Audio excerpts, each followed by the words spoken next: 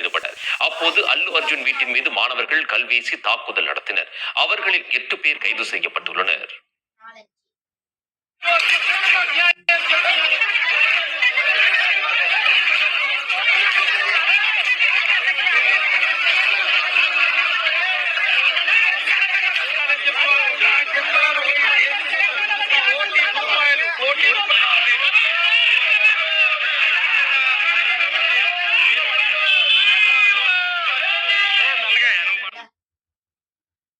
திரையரங்கில் பெண் ஒருவர் உயிரிழந்ததற்கு அல்லு அர்ஜுனே காரணம் என்று ஹைதராபாத் போலீஸ் குற்றம் சாட்டியிருந்ததை அவர் திட்டவட்டமாக மறுத்திருந்தார்.